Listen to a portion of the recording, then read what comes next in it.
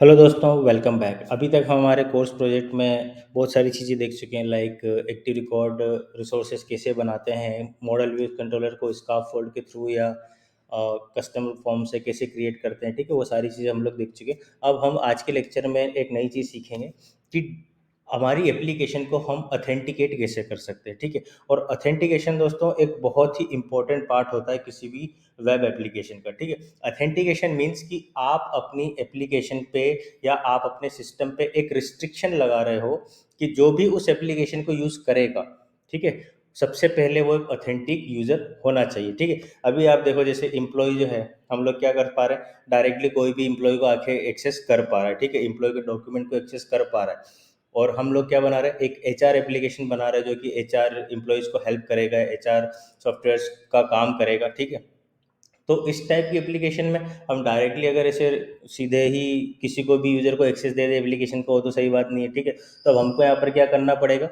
हमारे एप्लीकेशन में authentication add करना पड़ेगा। ठीक है, और इस ऑथेंटिकेशन के साथ साथ हम ये भी देखेंगे कि रेल्स एप्लीकेशन में हम ऑथेंटिकेशन कैसे ऐड कर सकते हैं। ठीक है, तो सबसे पहले तो हम ये समझ लेते हैं कि ऑथेंटिकेशन का मतलब क्या होता है। ऑथेंटिकेशन का मतलब कि आप किसी भी यूज़र को डेटाबेस से ऑथेंटिकेट करोगे या वेरीफाई करोगे कि जो भी यूज़र इस सिस्टम को यूज़ कर रहा है वो एक ऑथेंटिक यूज़र है या फिर वो एक वेरीफाइड यूज़र है। वेरीफाइड कैसे करोगे आप उसको, कि आप उसका ईमेल लोगे, पासवर्ड लोगे और मैच करोगे कि जिसने सही क्रेडेंशियल डाला है वो उस यूज़र का सॉरी वो एक ऑथेंटिक यूज़र है इस एप्लीकेशन का। ठीक है, तो इस तरीके से हम लोग काम करने वाले हैं। तो इस लेक्चर में हम लोग क्या करेंगे, सबसे पहले हम डिवाइस जेम की इंट्रोडक्शन देखेंगे। हम ये समझने की कोशिश करेंगे कि डिवाइस जेम होता क्या है, डिवाइस जेम काम कैसे करता है। फिर नेक्स्ट लेक्चर से हम लोग हमारे कोर्स प्रोजेक्ट में डिवाइस जेम को इम्प्लीमेंट करना स्टार्ट करेंगे। ठीक है, तो सबसे पहले डिवाइस जेम होता क्या है उसको समझने के लिए आप एक नया ब्राउजर विंडो टैब ओपन करो और यहाँ पर आप डाल दो जेम डिवाइस। ठीक है, और जेम डिवाइस जब आप डालोगे तो आपको इस जेम की रिपोजिटरी पर जाना है। और एक और चीज़ मैं बता दूं कि अभी तक हम लोगों ने कोई भी रूबी जेम का यूज़ नहीं किया हमारे कोर्स प्रोजेक्ट में। इस लेक्चर से हम क्या स्टार्ट करेंगे, रूबी जेम्स का यूज़ कैसे करना है। ठीक है, तो हम सबसे पहले जो सबसे पॉपुलर जेम है रेल्स के अंदर उसको हम यूज़ करते हैं डिवाइस का। ठीक है, और डिवाइस अथेंटिकेशन को पूरा हैंडल करेगा आपकी रेल्स एप्लीकेशन में। ठीक है, तो हम यहाँ पर डिवाइस के थ्रू जाने वाले हैं। तो ये देखो, ये डिवाइस के मैं प्रोजेक्ट रिपोजिटरी पे आ गया या जेम रिपोजिटरी पे। और यहाँ पर आप देखो डिवाइस में बहुत सारे मॉड्यूल्स होते हैं। जैसे पहला होता है डेटाबेस ऑथेंटिकेबल। ये वो मॉड्यूल होता है जो अभी मैंने आपको बोला कि हम यूज़र को ऑथेंटिफाई कैसे करेंगे, वेरीफाई कैसे करेंगे कि एक वैलिड यूज़र है इस सिस्टम का। तो डेटाबेस ऑथेंटिकेबल मॉड्यूल का यूज़ यहाँ पे हम लोग करते हैं। अगला इसका मॉड्यूल आता है ओमनी ऑथेबल। ठीक है, ओमनी अथेबल क्या करता है, थर्ड पार्टी से आपको वेरीफाई करता है। फॉर एग्जांपल मान लो आपने किसी सिस्टम पे लॉगिन करने की कोशिश की। ठीक है, लेकिन अब आप क्या चाह रहे हो कि आप उस सिस्टम पे अपना नया अकाउंट नहीं बनाओ, बल्कि आप अपने एग्जिस्टिंग किसी वेरीफाइड अकाउंट से उस सिस्टम में लॉगिन हो जाओ। जैसे आप किसी भी सिस्टम में फेसबुक के थ्रू लॉगिन हो जाओ, गूगल के थ्रू लॉगिन हो जाओ, ठीक है, लिंक्डइन के थ्रू लॉगिन हो जाओ। ठीक है, तो आप क्या करो कि आपका अकाउंट ऑलरेडी कहीं किसी दूसरी थर्ड पार्टी एप्लीकेशन पर वेरीफाइड और आप उस अकाउंट के थ्रू आप किसी दूसरे एप्लीकेशन में लॉगिन कर रहे हो, तो वो आपका क्या हो गया, ओमनियत हो गया। ठीक है, उसी तरीके से आपका एक कन्फर्मेबल मॉड्यूल भी डिवाइस आपको प्रोवाइड करेगा। कन्फर्मेबल मॉड्यूल क्या करेगा कि जैसे मान लो आपने कई बार देखा होगा ना कि आप किसी भी साइट पर रजिस्टर करते हो तो उस साइट को एक्सेस करने से पहले आपके पास एक ईमेल आता है। ठीक है, और उस ईमेल के थ्रू आप क्या करते हो, अपने सॉरी उस ईमेल के द्वारा क्या करते हो, अपना अकाउंट कंफर्म करते हो उस साइट के लिए। ठीक है, ये चेक करने के लिए कि जिसके पास वो ईमेल गया है वही उस अकाउंट को एक्सेस करना चाहता है। ठीक है, तो ये कंफर्मेबल का आपको ऑप्शन देगा। रिकवरेबल एक और मॉड्यूल है जो डिवाइस आपको प्रोवाइड करेगा।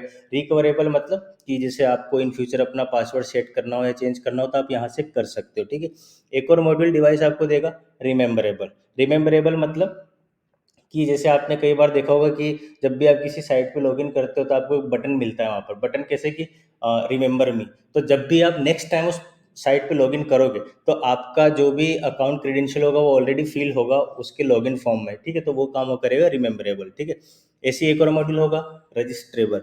रजिस्ट्रेबल क्या करता है कि एक नए अकाउंट को रजिस्टर करता है, एक नए यूजर को रजिस्टर करता है सिस्टम के अंदर। ठीक है, by taking it's password, email या जो भी क्रेडेंशियल है जिसके थ्रू लॉगिन होगा। ठीक है, अगला जो मॉड्यूल है वो क्या है, ट्रैकेबल।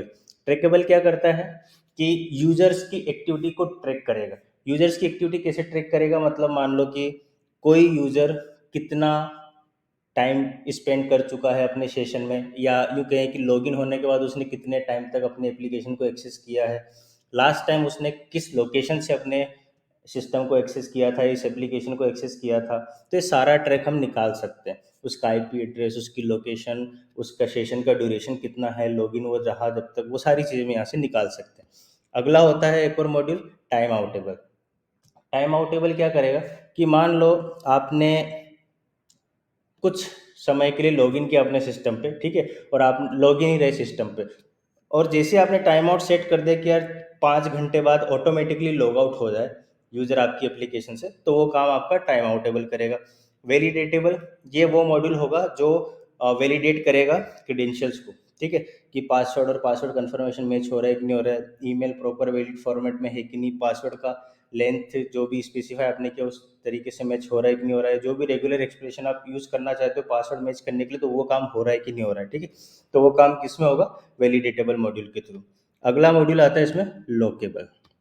लॉकेबल क्या करेगा कि मान लो आप अपने सिस्टम पे लॉगिन हुए, ठीक है, आपने सिस्टम को एक्सेस किया, जो भी आपको काम करना था काम किया, और 15-20 मिनट के लिए आपने क्या किया, अपने सिस्टम को टाइम आउट छोड़ दिया या अनयूज्ड छोड़ दिया, ठीक है। तो जैसे ही आपका सिस्टम का स्क्रीन ऑफ होगा, या अगर आप सेट कर दो कि अगर 5 मिनट तक कोई एक्टिविटी नहीं हो रही सिस्टम पे तो इस यूजर को लॉग आउट कर दो, ठीक है, तो वो काम आप किसके थ्रू कर सकते हो, लॉकेबल के थ्रू, ठीक है। तो ये जो 10 इंपॉर्टेंट मॉड्यूल्स हैं ऑथेंटिकेशन के, ये कौन प्रोवाइड करेगा आपको, डिवाइस जेम, ठीक है। अब नेक्स्ट लेक्चर में हम देखेंगे कि हम डिवाइस को हमारी एप्लीकेशन में कैसे इंस्टॉल कर सकते हैं, कैसे यूज कर सकते हैं, और कैसे हमारी एप्लीकेशन को ऑथेंटिकेट करेंगे, ठीक है। एक लंबी सीरीज चलेगी डिवाइस की, क्योंकि हमको सारे मॉड्यूल्स भी कवर करना है, प्लस डिवाइस की व्यूज को कस्टमाइज कैसे करना है, कैसे कस्टम एट्रीब्यूट्स पास करने हैं, वो सारी चीज़ें हम लोग देखने वाले हैं। तो डिवाइस के साथ थोड़ा लंबा संघर्ष चलेगा।